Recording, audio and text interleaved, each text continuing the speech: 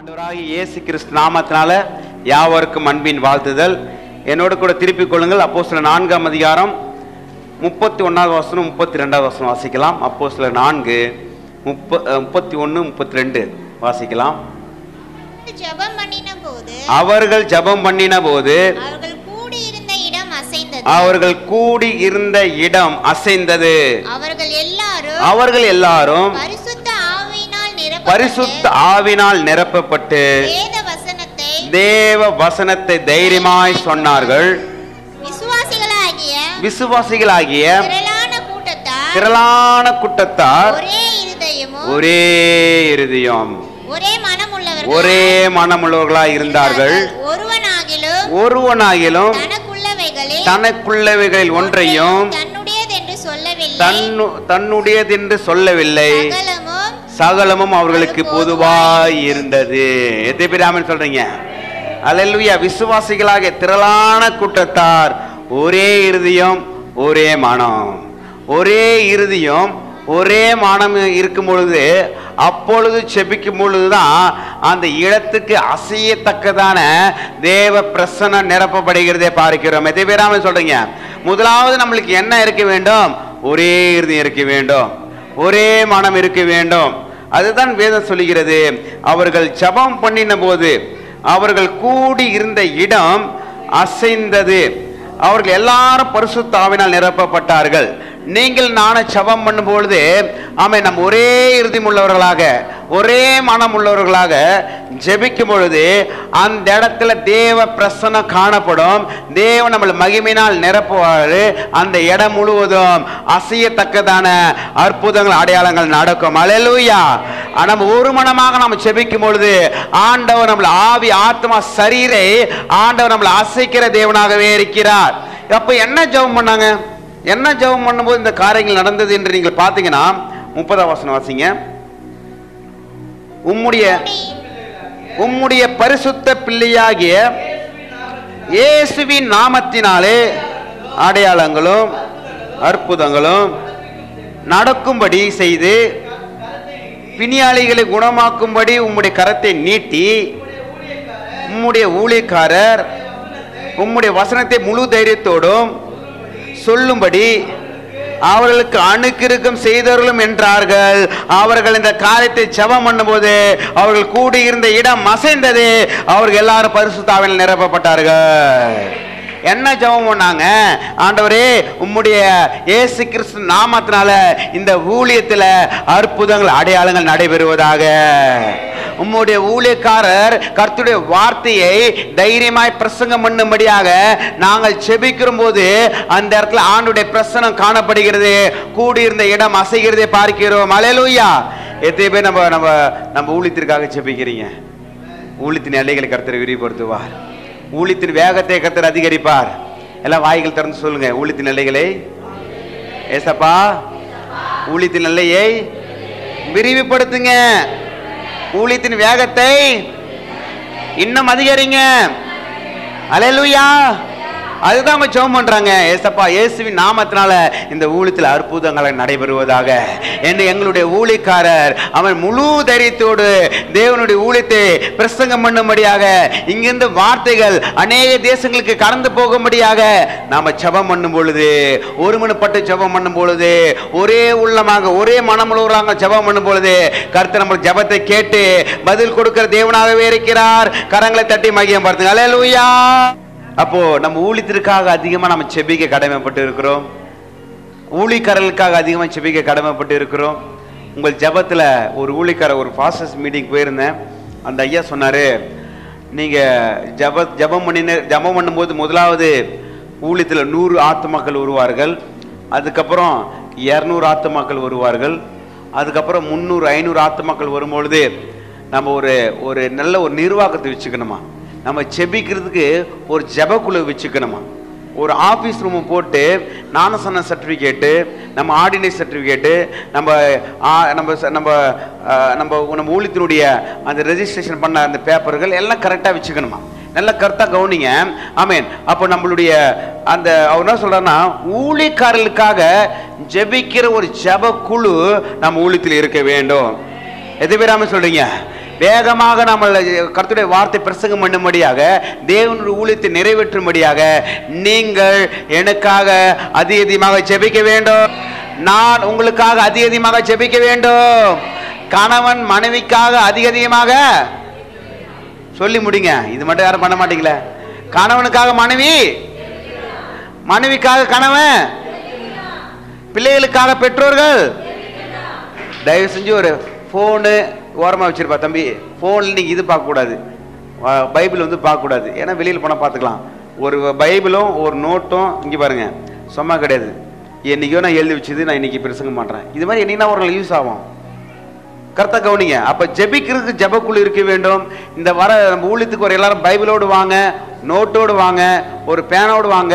Note இல்லைன்னா ஏதாவது ஒரு ஓரத்தில் இடம் இருக்கும், இதை நீங்கள் நோட் பண்ணுங்க. எத்தனை பேராமன்னு சொல்கிறீங்க, அது உங்களை ஆசீர்வாதமாக இருக்கும். ஆமாம், கவனிங்க. அப்போ இதுதான் ஒரே இறுதியமாக ஒரே மனவர்களாக இருக்கும் பொழுது என்ன இருதயமாக இருந்தாங்க?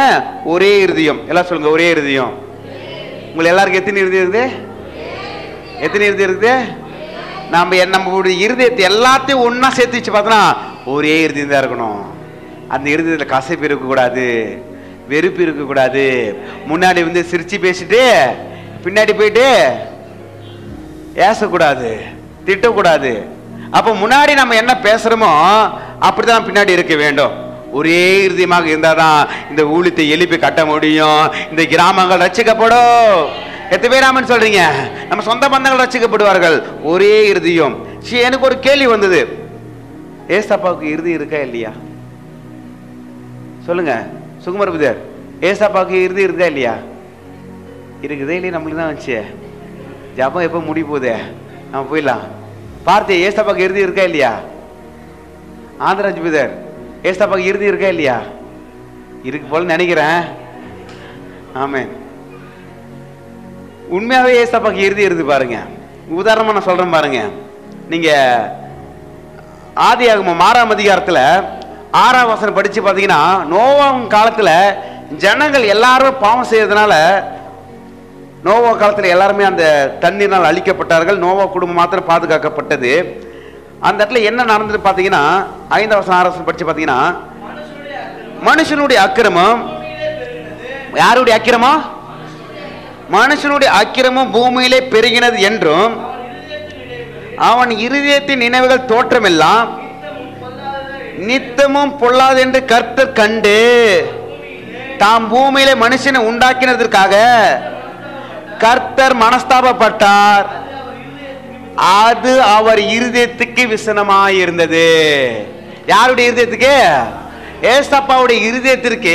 இந்த பூமியை உண்டாக்கி மனுஷ கையில கொடுத்து மனுஷன் பெருகி மனுஷன் இவ்வளவு பாவம் செய்து கொண்டிருக்கிறதே ஆண்டவர் சொல்றாரு, அவர்கள் செய்த அக்கிரமத்தின் நிமித்தம் ஏசப்பாவுடைய இருதயம் விசனமாயிருந்தது, ரொம்ப கஷ்டப்பட்டார் என்று வேதம் சொல்லுகிறது.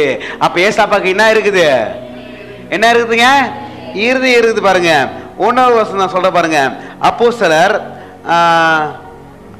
அப்போஸ்தலர் நீங்க புஸ்தகத்துல 13ஆம் அதிகாரம் 22ஆம் வசனம் வாசித்து பார்த்தீங்கன்னா, 13:22 பின்பு அவர் அவனை தள்ளி தாவீதை அவர்களுக்கு ராஜாவாக ஏற்படுத்தி ஈசாயின் குமாரனாகிய தாவீதை என் இருதயத்துக்கு ஏற்றவனாக கண்டேன், எனக்கு சித்தமானவைகள் எல்லாம் அவன் செய்வான். கரங்களை தட்டி மகிமை பார்த்து எத்தனை பேர் ஆமென் சொல்றீங்க? தாவீதை குறித்து ஆண்டவர் சொல்றாரு. தாவீதை குறித்து நம்ம அதிகமாக நமக்கு கர்த்தருடைய வார்த்தை கேட்டு இருக்கிறோம். தாவீது என் இருதயத்துக்கு ஏற்றவ. ஏசப்பா நம்மளை பார்த்து சொல்லணும், நீ என் இருதயத்துக்கு ஏற்றவ. சாம் என் இருதயத்துக்கு ஏற்றவன். எத்தனை பேர் ஆமென் சொல்றீங்க? அல்லேலூயா. பிளஸ் கர்த்தருடைய இருதயத்துக்கு ஏற்றவன் சொல்லிட்டு ஆண்டவர் நம்மளை குறித்து என்ன சொல்லணும்? அனனியா என்ன சொல்லணும்? ஆண்டவர் என் இருதயத்துக்கு ஏற்றவர். அப்போ என் இருதயத்துக்கு ஏற்றவன் என்று ஆண்டவர் யாரை குறித்து சொல்றாரு? தாவீதை குறித்து சொல்றாரு. அப்போ அவருக்கு என்ன இருக்குது? என்ன இருக்குதுப்பா? இருதயம் இருக்குது பாருங்க. ஆனா அப்போஸ்தலர் நடவடிக்கையில் பார்க்கிறோம், அவர்கள் எல்லாரும் ஒரே இருதயமா இருந்தாங்க. அது எதுக்காக சொல்ல வரன்னு கரெக்டா கவனிங்க. மறுபடியும் நீங்க பாத்தீங்கன்னா மத்தேயு 12ஆம் அதிகாரம் 40ஆம் வசனம் என்ன சொல்லுங்க? மத்தேயு 12:40. இன்னைக்கு இந்த ஒரு கேள்வி கேட்டு சொன்னா நல்லா இருக்கும். நம்மளுக்கு இறுதி இருக்கா? இருக்கு. ஏசாப்பாக்கு இறுதி இருக்குதா? இருக்குது. பூமிக்கு இறுதி இருக்கா இல்லையா?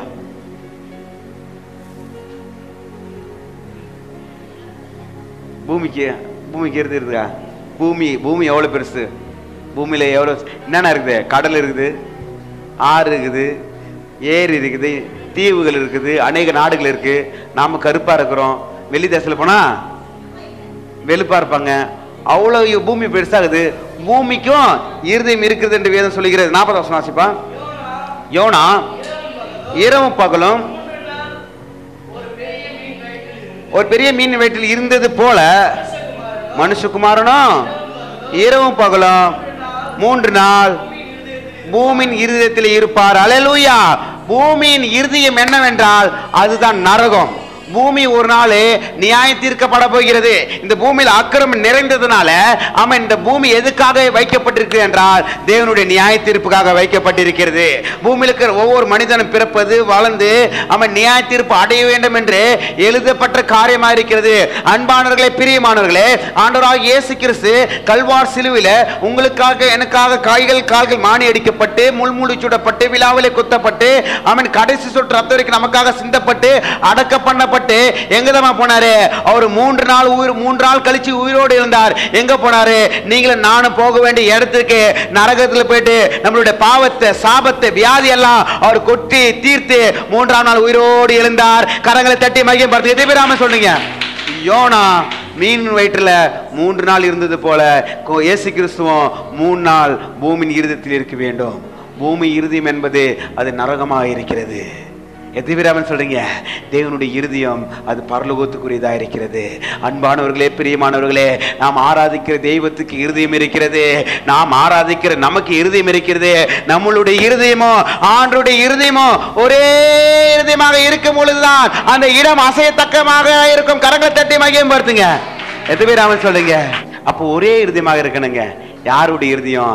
அப்பாவுடைய இருதயம் எனக்குள்ளாக இருக்க வேண்டாம். கசப்பான இருதயம் எனக்குள்ளாக இருக்கக்கூடாது. வெறுப்பான இருதயம் எனக்குள்ளாக இருக்கக்கூடாது. எனக்கு ஆத்துமான இருந்த இருதயமாக இருக்க வேண்டும். ஆத்துமா தாகமுள்ள இருதயமாக இருக்க வேண்டும். ஆணுடைய சித்தத்தை செய்கிற இருதயமாக இருக்க வேண்டும். அன்புள்ள இருதயமாக இருக்க வேண்டும். நீதி உள்ள இருதயமாக இருக்க வேண்டும். சமாதானம் உள்ள இருதயமாக இருக்க வேண்டும். கசப்புள்ள இருதயம் இருக்கக்கூடாது. பாவம் நேர்ந்த இருதயம் இருக்கக்கூடாது.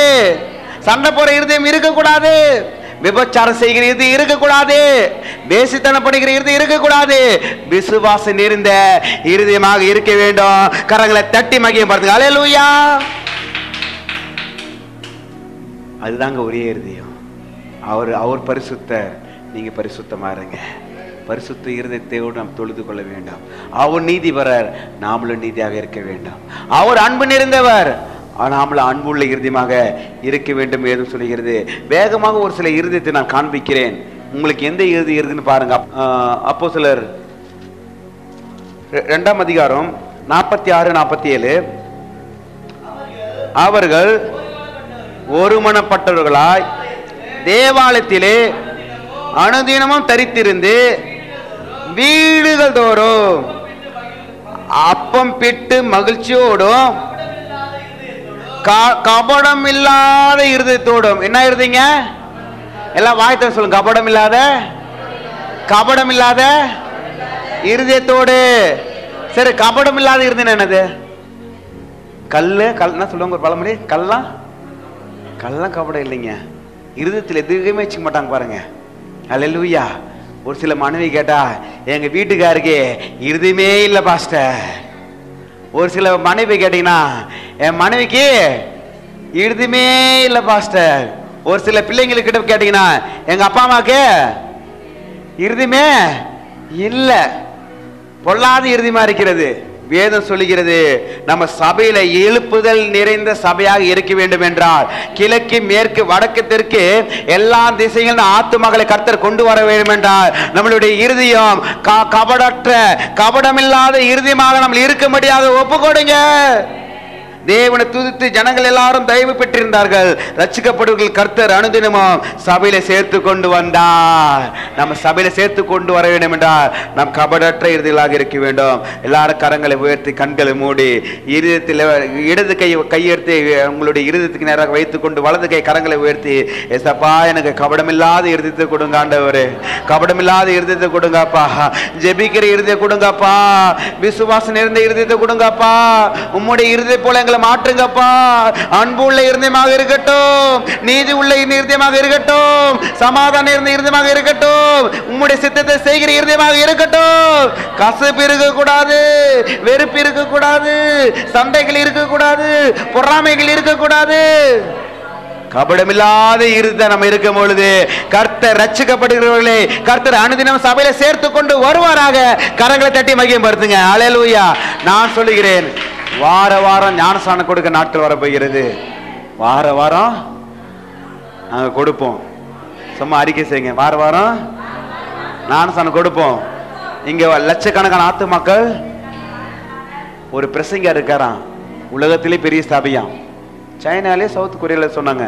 அந்த பிரசங்கர் ஒரு 50 60 70 100 பேருக்குள்ள இருக்கும்போது அவர் சொல்லுவாராம், பால் கண்ணி இங்க கட்டப்பட்டு இருக்கிறது, இந்த இடத்துல 1 லட்சம் ஆத்துமாக்கள் உட்கார்ந்து கொண்டு இருக்கிறார்கள், இந்த பக்கம் 2 லட்சம் ஆத்துமாக்கள் உட்கார்ந்து கொண்டு இருக்கிறார்கள், இங்க ஒரு 10 லட்சம் ஆத்துமாக்கள் உட்கார்ந்து கொண்டிருக்கான்னு சொல்லும் பொழுது இன்னைக்கு சபையில அதே போல கர்த்தர் நிரப்பியிருக்கிறார். நான் சொல்லுகிறேன், இந்த பக்கம் ஒரு 10 லட்சம் ஆத்துமாக்கள் உட்கார்ந்து நம்மளுடைய வார்த்தைகளை கேட்டுக்கொண்டிருக்கிறார்கள். இங்க ஒரு 20 லட்சம் ஆத்துமாக்கள் உட்கார்ந்து கொண்டு கர்த்தருடைய வார்த்தையை கேட்டுக்கொண்டு இருக்கிறார்கள். இந்த பக்கம் ஒரு 10 லட்சம் ஆத்துமாக்கள் உட்கார்ந்து கொண்டு இங்க பார்த்து கொண்டு கேட்டுக்கொண்டிருக்கிறார்கள். இந்த நாட்கள் வரப்போகிறது. கரங்களை தட்டி மகிமைப்படுத்துங்க, உற்சாகமாக விடாதீங்க.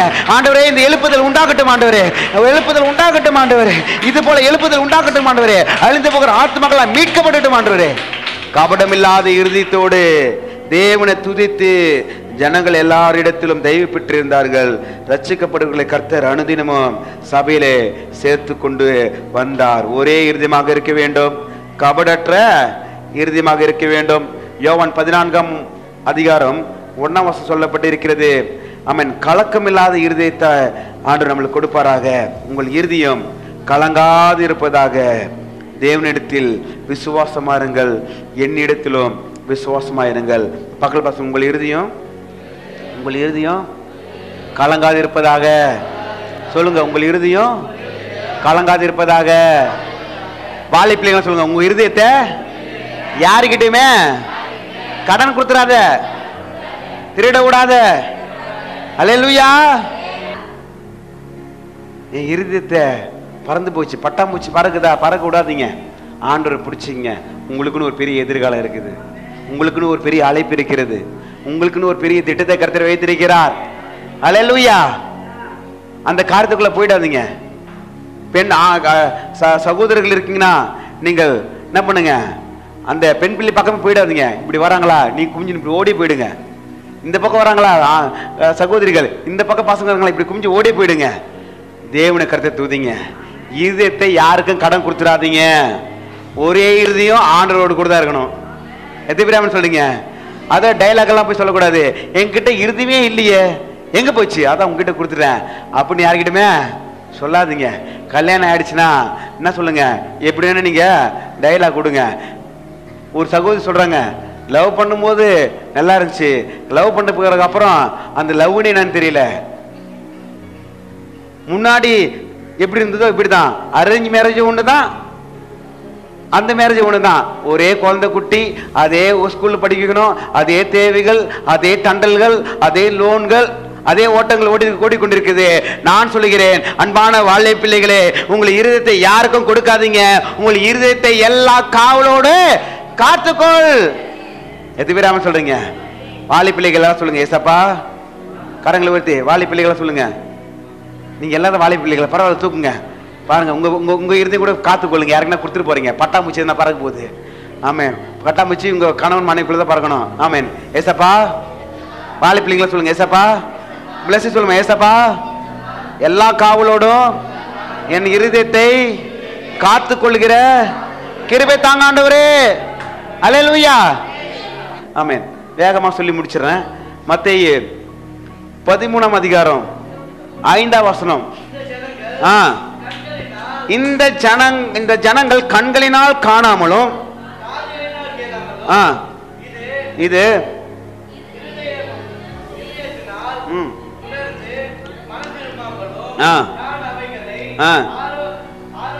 ஆரோக்கியமாக்காமல் இருக்கும்படியாக அவர்களுடைய இருதயம் கொழுத்திருக்கிறது.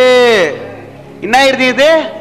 கொழுத்திருக்குதா? பகல் பசங்க உங்க இருதயம் கொழுத்திருக்குதா? மேட்டிமையா இருக்குதா? சொல்லுங்க. உங்க இருதயம் கொழுத்து இருக்க கூடாது, வெளுத்து இருக்கணும். அல்லேலூயா. கொழுப்பா இருக்க கூடாதான். எவ்வளவு கொழுப்பு தெரியுமா? வேதம் சொல்லுகிறது இது கொழுப்பான இருதயமா. கொழுப்பான இருதயமா இருக்கக்கூடாது. எவ்வளவு உனக்கு கொழுப்பு இருக்கும் பேசுறேன். சாப்பிட்டு சாப்பிட்டு கொழுப்பு நல்லா ஆயிட்டு, கொலஸ்ட்ரால் அதிகமாயிட்டு, அப்புறம் மாத்திரை போய் போறது. வேதம் சொல்லுகிறது அந்த கொழுப்பு கிடையாது. மேட்டிமையான கொழுப்பு இருக்கக்கூடாது, கசப்பான கொழுப்பு இருக்கக்கூடாது, பகையான கொழுப்பு இருக்கக்கூடாது. தேவனை துதிக்கிற இருதயமாக, ஒருமனப்பட்ட இருதயமாக, கபடற்ற இருதயமாக இருக்க முடியாதுதான் நாம் அழைக்கப்பட்டு இருக்கிறோம். கரங்களை தட்டி மகிமைப்படுத்துங்க. அல்லேலூயா. கொழுத்த இருதயம் நமக்குள்ளாக இருக்கக்கூடாது என்று வேதம் சொல்லுகிறது. நம்மளுடைய இருதயம் நல்ல பொக்கிஷசாலை, நம்மளுடைய இருதயம் நல்ல பீர்வா, நம்மளுடைய இருதயம் பேங்க், நம்மளுடைய இருதயம் பண்டகச்சாலை, நம்மளுடைய இருதயம் நல்ல நிலம். நம்ம இருதயத்தில் எது போட்டாலுமே அது விளைகிறதா இருக்கிறது. நல்ல இருதயம் இருக்கிறது, பொல்லாத இருதயம் இருக்கிறது. எடுத்து வாசித்து பாருங்க. நல்ல இருதயம் என்ன பண்ணுது பாருங்க. அதே மத்திய 12ஆம் அதிகாரம் 35ஆவது வசனம் வாசித்து பார்த்தீங்கன்னா 35 இருதயமாகிய நல்ல பொக்கிஷாலிலிருந்து நல்லவர்களை எடுத்து காட்டுகிறான். இந்த பக்கத்துல பார்த்து சொல்லுங்க. இந்த வசனம் சொல்லி அப்படி ஸ்ட்ரைட்டா முடிச்சிடலாம். நல்ல மனுஷன், நல்ல மனுஷன் இருதயமாகிய நல்ல பொக்கிஷத்திலிருந்து நல்லவைகளை எடுத்து காட்டுகிறான். பொல்லாத மனுஷன் பொல்லாத பொக்கிஷாலிலிருந்து பொல்லாதவைகளை எடுத்து காட்டுகிறான்.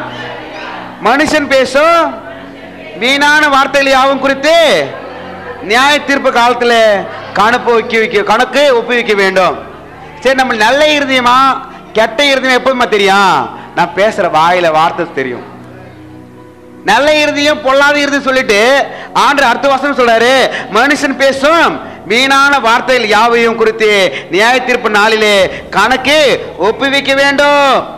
அன்பானவர்களே, பிரியமானவர்களே, நல்ல மனுஷன் நம்மளுடைய இருதயமாக நல்ல பொக்கிஷத்திலிருந்து நல்லவைகளை எடுத்து காட்டுகிறான். அடிக்கடிக்கு சொல்லுவோம், சபைக்கு வந்தா சவுண்ட சொல்லுங்க, சபைக்கு வந்தா பகல் பாஷை சொல்லுங்க, சபைக்கு வந்தா அந்நிய பாஷை, வீட்டில் போனா அநியாய பாஷை. அல்லேலூயா. நல்லவங்களா கெட்டவங்களா? வாயிலே ஐயோ ஏசப்பா. வேதம் சொல்லுகிறது யாக்கோபுல ஒரே நாவினால தேவனை துதிக்கிறாங்க, ஒரே நாவினால மனுஷனை சபிக்கிறாங்க. நம்ம நல்ல இருதயமா கெட்ட இருதயமா எப்ப தெரியுமா? வாயின் வார்த்தையினால தெரியும். நம்ம உள்ள என்ன இருக்கிறதோ அதுதான் வெளியே வரும். நம்மளுடைய இருதயம் விசுவாசம் நிறைந்த இருதயமாக இருக்க வேண்டும். கர்த்தருடைய வார்த்தை நிறைந்த இருதயமாக இருக்க வேண்டும். தேவனுடைய சித்தத்தை செய்கிற இருதயமாக இருக்க வேண்டும். தேவனுடைய விருப்பத்தை அறிந்து ஜெபிக்கிற இருதயமாக இருக்க வேண்டும். ஆத்ம பாரத்தோட இருதயமாக இருக்க வேண்டும். சுவிசேஷம் அறிவிக்கிற இருதயமாக இருக்கும் பொழுதுதான் அது நல்ல பொக்கிஷாலியாக இருதயமாக இருக்கிறது. பொல்லாத இருதயமாக இருக்கக்கூடாது. அன்பானவர்களே, பிரியமானவர்களே, ஆண்டவர் நேராக கர்த்தருடைய வார்த்தை வருகிறது. நம்மளுக்கு அநேக பேர் இடத்துல பொல்லாத இருதயம் இருக்கிறது, கசப்பான இருதயம் இருக்கிறது, வெறுப்பான இருதயம் இருக்கிறது, பின்னாடி பேசுகிற புறம் கோருகிற இருதயம் இருக்கிறது, பரியாசம் பண்ணுகிற இருதயம் இருக்கிறது. மனம் திரும்புங்க ஆண்டவர்கிட்ட. ஆண்டவரே, உமக்கு பிரியமான இருதயம் எனக்கு கொடுங்க ஆண்டவரே. கல்லான இருதயத்தை எடுத்து போட்டு சதையான இருதயத்தை கொடுங்க. முதலாவது ஒரே இருதயமாக இருக்கும் பொழுது சபையில எழுப்புதல் உண்டாகும். கபடற்ற இருதயமாக இருக்கும் பொழுது சபையில எழுப்புதல் உண்டாகும்.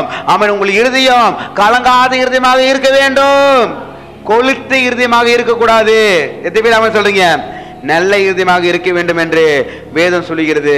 நம்மளுடைய இருதயம் என்பது நல்ல ஒரு பலகை என்று வேதம் சொல்லுகிறது. என் பசங்க ஸ்கூலுக்கு போறானுங்க, ஐசக் ஜேக்கப் போறானுங்க. ஜேக்கப் நாங்கள் எதுவுமே சொல்லி தரல. ஒரு கலர் பென்சில் எதுனா ஒன்று எடுத்துக்கிறான், அப்பா 1 2 3 4 வரைக்கும் வந்துட்டான். ஜேக்கப் 4 வரைக்கும் வந்துட்டான். இவங்களே எழுதுறானுங்க. எங்க வீட்டுல இருந்து பாத்தீங்கன்னா பெரிய ஓவியமாட்ட செஞ்சிருப்பானுங்க. எங்க வீட்டுல இருந்து பாத்தீங்கன்னா எல்லா ஒரு செவரு கொடுக்காது, எல்லா செவத்துல கிறுக்கி வச்சிருப்பானுங்க. அது என்னதான் ஓவியம் தெரியாது, பயங்கரமான ஓவியமா இருக்குது. அது எடுத்து ஒரு பொருள் கச்சேரிகள் போய் வச்சா நிறைய பேர் பார்ப்பாங்க போல. என்ன எழுத்துன்னு தெரியல, அவனுக்கு எழுதுறதுதான் எழுத்து, அவனுக்கு படிக்கிறது தான் படிப்பு. அன்பானவர்களே, பிரியமானவர்களே, எனக்கு தெரிஞ்சு நான் கவர்மெண்ட் ஸ்கூல்ல அப்பதான் 5 வயசு 6 வயசுல போய் சேர்க்கறாங்க. இப்பெல்லாம் பார்த்தா 3 வயசுல போய் சேர்த்துறாங்க. இப்போ எபினேஸ்க்கெல்லாம் 3 வயசுல சேர்த்தணும். சேர்க்கும் போது எனக்கு ஒரு பலகை கொடுத்தாங்க. அப்பதான் வந்து ஆ போட சொல்லி தந்தாங்க.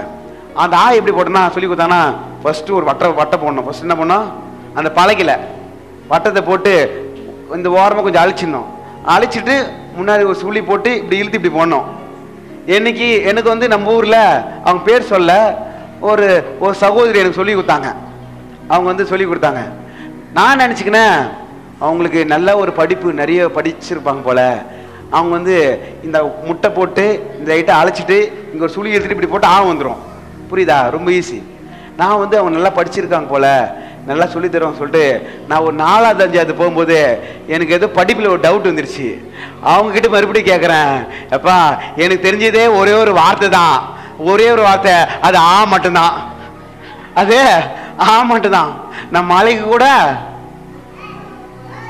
கூட என்ன ஒதுங்கல, ஸ்கூல் பக்கம் ஒதுங்கவே இல்லை. அப்ப அந்த பலகையில் தான் நம்ம எழுத கத்துக்கணும். வேதம் சொல்லுகிறது நம்மளுடைய இருதயம் பலகையாக இருக்கிறது. அந்த பலகை என்ற இருதயத்தில் தேவனுடைய வார்த்தை, தேவனுடைய கரங்களால் கர்த்தர் எழுத முடிப்பாராக. அதுதான் வேதம் சொல்லுகிறது. 2 கொரிந்தியர் 3ஆம் அதிகாரம் 2-3 வசனம் வாசிங்க. 2 கொரிந்தியர் 3ஆம் அதிகாரம். ஆண்டவர்கிட்ட இந்த முழுமையாக ஆண்டவர்கிட்ட ஒப்பு கொடுக்க போகிறோம். ஆண்டவரே, எங்கள் இருதயங்களில் எழுதப்பட்டும் சகல மனுஷனால் அறிந்து வாசிக்கப்பட்டும் இருக்கிற எங்கள் நிருபம் நீங்கள் தானே. ஏனெனில் நீங்கள் எங்கள் ஊழியத்தினால் உண்டாகிய கிறிஸ்துவின் நிருபமாய் இருக்கிறீர்கள் என்று வெளியரங்கமாயிருக்கிறது. அது மையினால் அல்ல, ஜீவனுள்ள தேவனுடைய ஆவினாலும் கற்பலகினால் அல்ல, இருதயங்களாகிய சதையான பலகினாலே எழுதப்பட்டிருக்கிறது. அன்பானவர்களே, பிரியமானவர்களே, கர்த்தருடைய வார்த்தை உங்களுடைய இருதயத்தில் எழுதப்பட்டிருக்கிறது. நானும் கர்த்தருடைய வார்த்தை வேறவர் கிடையாது. கர்த்தருடைய வார்த்தை எனக்குள்ளாக எழுதப்பட்டிருக்கிறது. அந்த வார்த்தைப்படி நான் வாழ ஒப்பு கொடுப்பேன். பகல் பா சொல்லுங்க, மையினால் அல்ல, அது மையினால் அல்ல, ஜீவனுள்ள தேவனுடைய ஆவினாலும் கற்பலகினால் அல்ல, இருதயங்களாகிய சதியான பலகையிலேயும் எழுதப்பட்டிருக்கிறது. கர்த்தருடைய வார்த்தை நம்ம இருதயத்தில் எழுதப்பட்டிருக்கிறது. அன்பானவர்களே, பிரியமானவர்களே, கர்த்தருடைய வார்த்தையை உங்க இருதயத்தில் இருந்துச்சுன்னா அந்த வார்த்தை தான் உங்க வாயில வரும். சபிக்கிற வார்த்தை வராது. எத்தனை சொல்றீங்க? எசேக்கியேல் 36ஆம் அதிகாரம் 26ஆம் வசனம் 27ஆம் வசனம் படிச்சு பாத்தீங்கன்னா அங்க ஆண்டவர் நம்மளை பார்த்து சொல்றாரு, ஆமென், உங்களுக்கு நவமான இருதயத்தை கொடுத்து உங்கள் உள்ளத்திலே புதிதான ஆவியை கட்டளையிட்டு கல்லான இருதயத்தை உங்கள் மாம்சத்தில் எடுத்து போட்டு சதையான இருதயத்தை உங்களுக்கு கொடுப்பேன். உங்கள் உள்ளத்திலே என் ஆவியை வைத்து உங்களை என் கட்டளைகளில் நடக்கவும் என் நியாயங்களை கைக்கொள்வோம் அவைகளை செய்யவும் பண்ணுவேன். பக்கல் பாசம் உங்களுக்கு சவுண்ட சொல்லுங்க, உங்களுக்கு நவமான இருதயத்தை கொடுத்து உங்கள் உள்ளத்திலே புதிதான ஆவியை கட்டளையிட்டு கல்லான இருதயத்தை உங்கள் மாம்சத்தில் எடுத்து போட்டு சதையான இருதயத்தை கர்த்தர் உங்களுக்கு கொடுத்திருக்கிறார். எல்லாரும் ஒரு நிமிடம் எழுந்து நிற்போம். அல்லேலூயா, நன்றி ஆண்டவரே. ஒரு நிமிடம் எழுந்து நின்று, ஆண்டவரே எனக்கு கல்லான இருதயத்தை எடுத்து போடுங்க ஆண்டவரே. ஒரு நிமிடம் ஆண்டவர் சமூகத்துல எல்லாரும் கண்களை மூடி அல்லேலூயா. அவர்கள் எல்லாரும் ஒருமனப்பட்டவர்களாய் திரளான கூட்டத்தார் ஒரே இருதயமும் ஒரே மனமுள்ளவர்களாய் இருந்தார்கள். ஒரே மனம் உள்ளவர்களாய் இருந்தார்கள். அன்பானவர்களே, பிரியமானவர்களே, நம்ம சபை பெருக வேண்டும் என்றால் நமக்குள்ளாக ஒரே இருதயம் இருக்க வேண்டும். நம்ம சபை வளர வேண்டும் என்றால் கபடற்ற இருதயம் இருக்க வேண்டும். குடும்பத்தில் உங்களுடைய குடும்பங்கள் வளர்ச்சி அடைய வேண்டும் என்றால் கணவன் மனைவிக்குள்ளாக ஒரே இருதயம் இருக்க வேண்டும். கபடற்ற இருதயம் இருக்க வேண்டும். சதையான இருதயம் இருக்க வேண்டும். நல்ல பொக்கிஷலாக இருதயம் இருக்க வேண்டும். கொளுத்த இருதயமாக இருக்கக்கூடாது. கசப்பான இருதயமாக இருக்கக்கூடாது. பாவம் நேர்ந்த இருதயமாக இருக்கக்கூடாது. பாவம் நேர்ந்த இருதயமாக இருக்கக்கூடாது. ஆண்டவரே கேளுங்க, ஆண்டவரே எங்களை இருதயத்தை மாற்றுங்கப்பா, மாற்றுங்க ஆண்டவரே. ஆண்டவரே எனக்கு ஒரே இருதயம் கொடுங்க ஆண்டவரே. சபை மக்கள் அனைவருக்கும் ஒரே இருதயம் கொடுங்க ஆண்டவரே. ஒரு நிமிடம் ஆண்டு சமூகத்தை எல்லாரும் கண்களை மூடி, ஐயா என் சபை வளரணும் ஆண்டவரே, என் சபை பெருகணும் ஆண்டவரே. ஜபம் பண்ணுவது நல்லதுதான், கர்த்தருடைய ஊழியத்துல பங்கு பெறுவது நல்லதுதான். நமக்குள்ளாக ஒரே இருதயம் இருக்கிறதா? வேறுபட்ட இருதயம் இருக்கிறதா? கசப்பான இருதயம் இருக்கிறதா? வெறுப்பான இருதயம் இருக்கிறதா? அவங்க நான் என்ன நினைத்து கொண்டிருக்கீங்களா? ஆண்டவரே ஒரே இருதயம் கொடுங்க ஆண்டவரே. ஒரே ஆதி திருச்சபையில ஒரே இருதயம் உள்ளவர்களாக, ஒரே மனம் உள்ளவர்களாக இருந்தது போல ஆண்டவரே எங்களுக்குள்ளாக ஒரே இருதயம் இருக்கட்டும் ஆண்டவரே. ஒரே இருதயம் இருக்கட்டும் அப்பா. கபடற்ற இருதயம் இருக்கட்டும் ஆண்டவரே. ஐயா கசப்பான இருதயம் இருக்க கூடாது. கபடம் இல்லாத இருதயம் இருக்கணும் ஆண்டவரே. ஒரு நிமிடம் எல்லாரும் கண்களை மூடி, ஐயா கபடம் இல்லாத இருதயம் எனக்கு வேண்டும் ஆண்டவரே. கல்லான இருதயத்தை எடுத்து போடுங்கப்பா. சதையான இருதயத்தை நிரப்புங்க ஆண்டவரே. ஐயா சதையான இருதயத்தை நிரப்புங்க ஆண்டவரே. இருதயம் நல்லா பழகியா இருக்கிறது ஆண்டவரே. உங்களுடைய வார்த்தை எழுதுங்கப்பா. இருதயம் உடைய வார்த்தையினால் நிறைந்திருக்கட்டும். எங்களுடைய இருதயம் உடைய அன்பினால் நிறைந்திருக்கட்டும். எங்களுடைய இருதயம் உடைய இரக்கத்தினால் நிறைந்திருக்கட்டும். நிறைந்திருக்கட்டும் ஆண்டவரே. ஐயா ஸ்தோத்திரம் அப்பா. ஐயா ஸ்தோத்திரம் அப்பா. எங்க சபை வளரட்டும், எங்க சபை பெருகட்டும், எங்க சபை மக்கள் குடும்பங்கள் வளரட்டும், என் சபை மக்கள் குடும்பங்கள் பெருகட்டும். அநேக ஐபிஎஸ் அதிகாரிகள் எழும்புவார்களாக, அநேக உயர் அதிகாரிகள் எழும்புவார்களாக, அநேக கலெக்டர்கள் எழும்புவார்களாக, அநேக டாக்டர்கள் எழும்புவார்களாக, அநேக இன்ஜினியர்ஸ் எழும்புவார்களாக, அநேக உயர் அதிகாரத்தில் எழும்புவார்களாக. ஒரே இருதயம், ஒரே இருதயம் அப்பா. கபடாற்றம் இருதயம் அப்பா. சதியான இருதயம் அப்பா. நல்ல நிலத்தில் விழுந்த இருதயமாக இருக்க வேண்டும். விசுவாசம் இருந்த இருதயமாக இருக்க வேண்டும். தேவனுடைய இருதயத்தை அறிந்து ஜெபிக்கிற இருதயமாக இருக்க வேண்டும்.